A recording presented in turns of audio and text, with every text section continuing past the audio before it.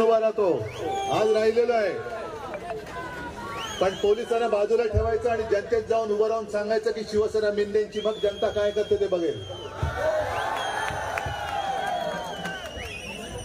एकूण सगळा लबाडांचा कारभार आजपर्यंत कधी महाराष्ट्रामध्ये नव्हता, तो दुर्दैवाने आपल्याच गद्दारांनी सुरू केला. या गद्दारांना पण काय दिलं नव्हतं, सगळं काही दिलं होतं. योगायोग असा की कालच आपले प्रधानमंत्री नाशिकमध्ये येऊन गेले आणि घराणेशाहीबद्दल बोलले. त्यांना हिंदुत्वाची विचारधारा असलेली ठाकरेंची घराणेशाही नको आहे. त्यावेळेला ज्या हिंदू हृदय सम्राटांनी मोदी गए तो गुजरात गया हे म्हटलं, त्यांची हिंदू घराणेशाही नको आहे. मोदी पंतप्रधान व्हावेत म्हणून ज्या उद्धव ठाकरेंनी त्यांच्या संमतीपत्रावर सही केली ती घराणेशाही नको आहे.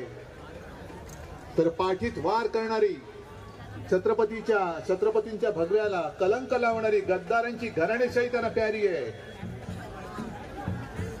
बाता मोठ्या मोठ्या करतात, भ्रष्टाचार निपटून काढणार. आजूबाजूला तुम्ही ज्यांच्यावर 70,000 कोटी घोटाळ्यांचे आरोप केलेले ते सुद्धा घराणेशाही फोडूनच तुम्ही तुमच्या सोबत घेतलेत ना. अशी जर काही यादी काढली तर भरपूर होईल. तरी माणसं आज सुद्धा माझ्या सोबत आहेत, हीच माझी खरी ताकद आहे. आता कुठे गेले मुंडेजी, तुम्ही सांगत होता किती पैसे दिले इकडे पाणी योजनेला, माहितीये का रे? 221 कोटी गेले पाण्यामध्ये. पाण्याचा पत्ता नाहीये. नाटकं करायला फार येतं त्यांना.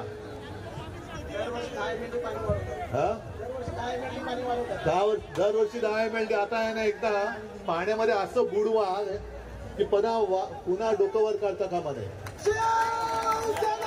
मी आज संपूर्ण कल्याण लोकसभा मतदारसंघामध्ये शाखा भेटी दिल्या आणि ज्या कोणाला वाटत होतं की आपल्या वाडवडिलांची मालमत्ता आहे, कल्याण लोकसभा माझाच आहे, त्यांना कल्याण लोकसभा काय आहे हे शिवसैनिकांनी आणि आपल्या सोबतच. मला आनंद आहे, राष्ट्रवादीचे सुद्धा स्थानिक नेते आहेत, काँग्रेसचे आहेत, RPIचे आहेत, वंचितचे आहेत, आपचे सुद्धा आहेत. सगळेजण उतरले आणि सगळ्यांचं एकच म्हणणं, एकच निश्चय आहे, जिद्द आहे. जी आज तुफान गर्दी इकडे दिसते, इथं माझी केवळ शाखा भेट आहे. आज नुसतं दिव्यामध्ये दिवा भेट दिली तर एवढा दिवा भडकतो, उद्या निवडणुकीत मशाल पेटल्यावर काय होईल? हा नुसता दिवा आहे, हा दिवा पेटलाय, कळवा त्यांना तुला पाय ठेवू नका इकडे. ही स्वाभिमानाची अभिमानाची मशाल आहे, ही मशाल आहे. आणि थापा खूप मारतात. मी मगाशी सुद्धा शाखा भेटीत सांगितलं होतं आणि तेव्हा माझ्या खरंच लक्षात नव्हतं. मी बोलल्यानंतर कोणीतरी सांगितलं की आज दिवांची जयंती आहे, दिवा पाटलांची, बरोबर ना? पण मी मनापासून बोललो होतो, मी काय ठरवून नव्हतं आलो. पण मी सांगितलं काय की आपण आपल्या मंत्रिमंडळात एक निर्णय घेतला. काय घेतला होता? काय? नवी मुंबई विमानतळाला कोणाचं नाव? दिवा पाटलांचं. तर म्हणजे या लोकांनी म्हणजे मिंदेनी वगैरे एक नाटक मध्ये केलं होतं. नंतर माझ्या गळ्यात टाकायला गेले. त्यांना वाटलं बाळासाहेबांचं नाव देतोय, मग दिवांचं नाव आल्यावर काय? मी म्हटलं नाही, स्थानिक लोकांची जी मागणी आहे ती तिच्या बरोबर मी आहे. आज जवळपास दीड वर्ष होऊन गेलं, दिवा पाटलांचं नाव अजूनही पत्ता नाहीये. संभाजीनगरच्या विमानतळाला छत्रपती संभाजी महाराज विमानतळ असं नाव द्या हे आपण जाहीर केलंय, त्याचा अजून पत्ता नाहीये. काल अटल सेतूचं उद्घाटन केलं, लोकार्पण केलं. कुठे अटलजींचा फोटो आहे? अटलजींचा फोटो कुठे दिसला तुम्हाला? जाहिरातीत दिसला? त्या सेतूवरनं कोण चालवत होतं एकटं? हा अटलजींचा भाजप आहे. मग एक कोणतरी बडबडलं, कारण जो हिंदू हृदय सम्राट समृद्धी महामार्ग आहे त्याच्यावर म्हणे बाळासाहेबांचे फोटो कुठे? अहो, तो तुम्हीच उद्घाटन केलंय. आम्ही केलं असतं तर आम्ही लावले असते. तुम्हीच केलं ना उद्घाटन. मग तुम्हाला तिकडे तुम्ही बाळासाहेब विसरलात, तिकडे अटलजीला विसरलात. उद्या हे जनतेचं काय? जनता सुखात आहे दुःखात आहे ना काय पडलेली नाहीये. आज सुद्धा यांना राम भरोसे राहावं लागतंय. जय श्रीराम, आम्ही पण म्हणतोय जय श्रीराम, पण आमचं हिंदुत्व हे त्यांच्यापेक्षा वेगळं आहे. हृदयात राम आमच्या आहे, जरूर आहे, तो कोणी काढू शकत नाही. पण हृदयात राम आणि हाताला काम हे आमचं हिंदुत्व आहे. आज जसं त्यांनी मध्य प्रदेशमध्ये जाहीर केलं होतं की आप सब लोग, अमित शहानी जाहीर केलं होतं, भाजपा को मतदान करो, आप सबको रामलल्ला का मोफत दर्शन घडाएंगे. अरे मोफत दर्शन द्यायला काय तुमची प्रॉपर्टी आहे ती सगळ्यांचीच आहे. मला विचारतो तुम्ही अयोध्येत कधी जाणार? मी तर तुमच्या आधी 2 वेळा जाऊन पण आलो. मुख्यमंत्री होण्याच्या आधी गेलो आणि नंतर सुद्धा गेलो. आणि या वेळेला सुद्धा हा आनंदाचा दिवस आहे. मी टीका नाही करायला आलो. वर्षानुवर्ष जो एक राम मंदिराचा लढा चालला होता, अनेक अनेक कारसेवकांनी तिकडे रक्त सांडलेलं आहे, बलिदान दिलेलं आहे, तुरुंगवास भोगलेला आहे. त्या सगळ्यांच्या संघर्षाची ती यशोगाथा आहे. आणि तो दिवस हा 22 तारखेला येतोय. मी कपाळकरंटा नाहीये, कारण त्या राम मंदिरासाठी सुद्धा शिवसेनेचं योगदान आहे. शिवसेना प्रमुखांनी सुद्धा तेव्हा सगळेजण घाबरले होते. बाबरी पडली, बाबरी पडली, कोणी पडली? भाजपवाले म्हणाले आम्ही नाही पाडली, हे शिवसेनेचं काम असेल. सगळे घाबरले होते. पण एकटे, म्हणून त्यांना हिंदू हृदय सम्राट म्हणतात, की एकटे शिवसेना प्रमुख म्हणाले की जर हे माझ्या शिवसैनिकांनी केलं असेल तर त्याचा मला अभिमान आहे. याला म्हणतात हिंदू हृदय सम्राट. आणि त्याच्यानंतर तुम्हाला माहिती आहे, राम नामाचा जप करत यांनी दिल्ली गाठली. अटलजी पंतप्रधान होते, आपण त्यांच्या सोबत होतो, पण राम मंदिर ते सरकार करू शकलं नाही. मोदीजी बसले पंतप्रधानपदी, पहिले 5 वर्ष आपण त्यांच्या सोबत होतो, नंतर सुद्धा होतो, पण तरी देखील ते राम मंदिराचा कायदा करून राम मंदिर करू शकले नाही. राम मंदिराचा न्याय, त्याचा निकाल हा सर्वोच्च न्यायालयाने दिलेला आहे. म्हणजे कष्ट कोणी घेतले, भोगलं कोणी, सोसलं कोणी, आणि श्रेय कोण घेते. आज सुद्धा मी सकाळी निघताना एक पत्रकार परिषद घेतली आणि त्या पत्रकार परिषदेत मी जे 22 तारखेला आपण काळाराम मंदिरात जातोय. काळाराम मंदिर माहिती ना तुम्हाला? अनेक जणांना माहिती नसेल, नाशिकला आहे, पण त्याला एक वेगळी पार्श्वभूमी आहे. ज्या वेळेला स्पृश्य अस्पृश्य असा लढा होता, माझ्या आजोबांनी त्याच्या विरुद्ध लढा दिलेला आहे. बाबासाहेब आंबेडकरांनी सुद्धा त्याच वाईट रूढी परंपरा विरुद्ध लढा दिलेला आहे. आणि तेव्हा बाबासाहेब आंबेडकरांनी, डॉक्टर बाबासाहेब आंबेडकरांनी हा राम आमचा सुद्धा आहे आणि मंदिरात जाण्याचा अधिकार आमचा सुद्धा आहे, आम्हाला तो मिळाला पाहिजे, म्हणून काळाराम मंदिरात सत्याग्रह केला होता. तेच ते काळाराम मंदिर. आणि त्या काळाराम मंदिरात मी जाणार आहे 22 तारखेला. गोदावरीच्या तीरावरती आरती करणार आहे. आज सकाळी मी पत्रकार परिषद घेतली. रीतसर आमंत्रण राष्ट्रपतींना आपण देणार आहोतच, पण आज आपल्या सगळ्यांच्या वतीने मी 22 तारखेला काळाराम मंदिर आणि गोदा तीरावरती आरती करण्यासाठी देशाच्या महामहिम राष्ट्रपतींना आमंत्रित केलेलं आहे. महामहिम राष्ट्रपती का? याचं कारण स्पष्ट आहे. राम मंदिराचं लोकार्पण होत आहे. यापूर्वी सोमनाथ मंदिराचं झालं होतं आणि सोमनाथ मंदिराची प्राण प्रतिष्ठापना ही तत्कालीन राष्ट्रपती डॉक्टर राजेंद्र प्रसाद यांच्या हस्ते झाली होती. मग जर हा धार्मिक विषय असेल तर शंकराचार्याने बोलवलं पाहिजे. पण राजकीय तुम्ही करणार असाल तर राजकीय करू नका, कारण ती केवळ आणि केवळ प्रभू रामचंद्राची प्राण प्रतिष्ठापना नाही, तर आपल्या देशाच्या अस्मितेची प्राण प्रतिष्ठापना आहे. एक गौरवशाली दिवस आहे आणि त्या दिवशी खरं म्हणजे ती प्राण प्रतिष्ठापना ही राष्ट्रपतींच्या हस्ते व्हायला पाहिजे.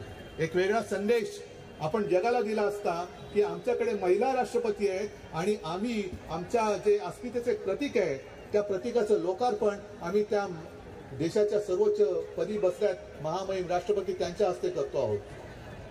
आणि मी आज हेही जाहीर करतो, राष्ट्रपती महोदयांनी यावं अशी आमची मनापासून इच्छा आहे. आणि खरंच त्या आल्या तर गाभाऱ्यामध्ये त्या आणि आरतीमध्ये सुद्धा त्यांच्या एकट्याचा फोटो येईल, आमचा कोणाचा फोटो येणार नाही. कळलं ना? मला काय बोलायचं तुमच्या लक्षात आलं असेल, कारण फोटोमध्ये एकच माणूस दिसतो. टीव्हीवरती आज दिसला अटल सेतूवरनं तो एक व्यक्ती चालते, एकच व्यक्ती. लोकार्पण केलेत ना, लोक कुठे आहेत? ह्या सगळ्या ज्या काही सोंग आणि ढोंग आहेत. आज सुद्धा मी इकडे येत असताना माझ्या टीव्हीवरती बातमी आली, उद्धव ठाकरेंचा ताफा आणि मुख्यमंत्र्यांचा ताफा आम्हाला ओव्हरटेक करून तो असा गेला. ठीक आहे, ओव्हरटेक करून जाणार कुठे? आता तुम्हाला वाटते ओव्हरटेक केलेलं आहे. अति घाई माहितीये तुम्हाला ना, त्याच्यामुळे अति घाई ते करतायत, करू द्या. मग म्हटलं गेले कुठे बुवा? तर राम आपल्या त्या कुठल्या कोपनेश्वर मंदिरात गेले. आणि साफसफाई करताना फोटो बघा तुम्ही, मुद्दामून ऑनलाईन फोटो आला असेल. चकाचक लादी, चकाचक लादी. अरे लादी स्वच्छ आहे, मंदिराची पवित्र लादी आहे, कशाला तुमच्या पावलाने ती अपवित्र करताय? लादी स्वच्छ आहे आणि तुम्हाला जर का साफसफाईचं काम करण्यात पाळी असेल तर तुम्ही कारभार कसला करताय?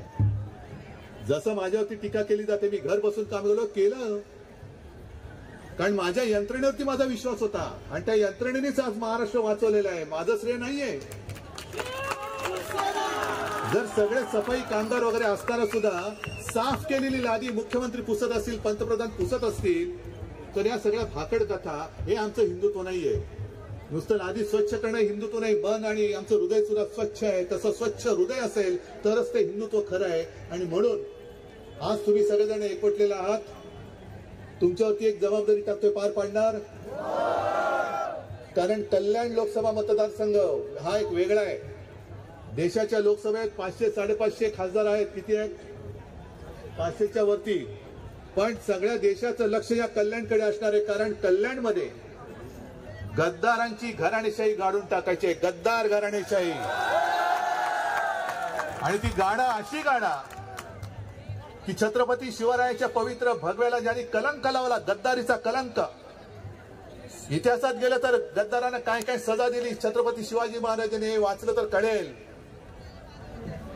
पण या निवडणुकीत ही गद्दारांची घराणेशाही अशी गाडा की पुन्हा महाराष्ट्रामध्ये गद्दारांची पिलावळ जन्माला येता कामा नये. आणि त्याच्यासाठी आजपासून कामाला लागा. आजपासून कामाला लागा. जिथे जिथे जाल तिथे आपल्या शिवसेनेचा प्रचार करा. आणि इथल्या विजयाची जबाबदारी, हे सगळं चित्र बघितल्यानंतर माझी खात्री पटली की विजय मिळणारच.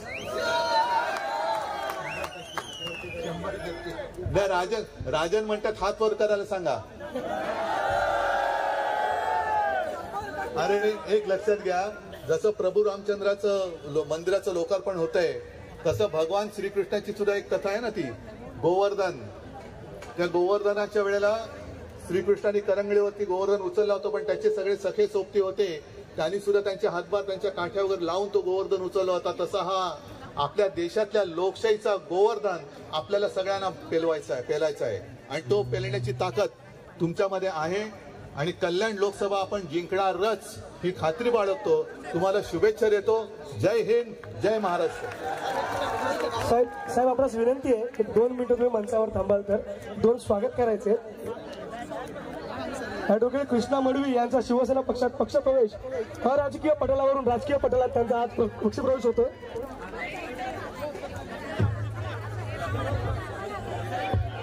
धन्यवाद साहेब. आणि या दिव्याच्या वतीने मी आपणास ग्वाही देतो की आपण जो विश्वास आमच्यावर टाकलात त्या विश्वासाला संपुष्ट दिवाकर हे नेहमीच खरे राहतील.